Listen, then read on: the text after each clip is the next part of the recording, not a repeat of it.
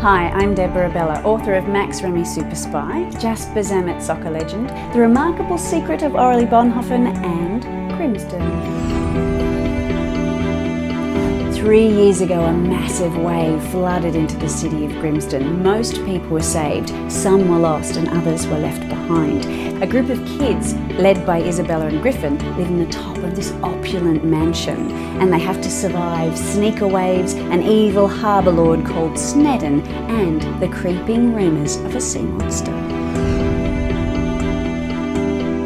The idea for Grimsdon came about because of my frustration with governments all around the world, either not believing climate change existed or that it had nothing to do with humankind.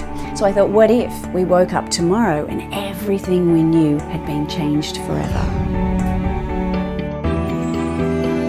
The kids who have been left behind in Grimsdon have no phones, no electricity, no hot water, no computers, and they have to invent new ways to live. So they create a flying machine that's part bike, part kite to get from building top to building top. They also scavenge seeds from other buildings to create a beautiful greenhouse, and they use the power from the tidal waters to create energy, to create heat and light. One has to be when Xavier arrives on his flying machine for the very first time and he offers to take Isabella Charm for her very first ride. The other one has to be when young B, who's only 8 years old, gets stuck on a building that's collapsing. Get out of the car. If you can, walk or ride your bike or take public transport. 2, set up a worm farm or a compost bin in your backyard.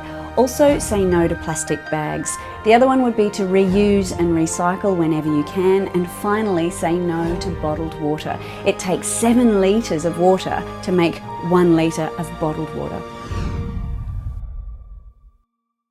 Isabella and the kids of Grimsdon have been harassed by an evil harbour lord called Snedden. He takes one step too far, and I won't tell you exactly what it is, but Isabella's had enough. She's going to sail out very early in the morning when it's still dark to Snedden's ship in the harbour. But while she's sailing out, she gets hit by a giant sneaker wave. She gets pushed out of her boat and she rolls and tumbles. And then this happens.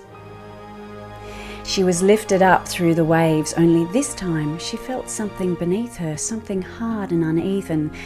Before she could make sense of what was happening, another wave rose above her. She flattened herself against the rough surface and held on tight, preparing for the flood, when she felt herself hurtling forward. Water sprayed all around as she was driven through the wave. She emerged on the other side as it was swept behind her, colliding into buildings and tossing Snedden's boat as if it was a toy. It finally rolled away and the river calmed to a peaceful lull. Isabella collapsed, her forehead resting against the strange knobbled surface beneath her. Was it a piece of driftwood? Wreckage from a boat? She coughed and spluttered and her throat stung from the salty water she'd drunk. Her ears rang and her body ached, but she'd made it. She'd survived being caught in a sneaker wave. She slowly lifted her head. Her body was nestled in a small bumpy hollow that she now saw was lined with fur. On either side, the deep emerald green surface inclined upwards, as if she were surrounded by 2 small walls. Then the walls began to move. Isabella stopped breathing as an elongated neck rose into the air. It was fringed with a wavering black mane dripping streams of water. The creature's head was edged with flapping gills. It slowly turned and swooped down to Isabella's face. Its long lashes fanned out before deep brown eyes rimmed with red.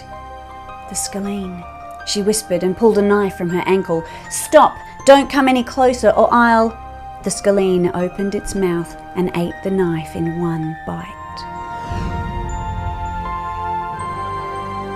If you'd ever like to write to me, ask me a question or find out more about my books, my website is deborahabela.com.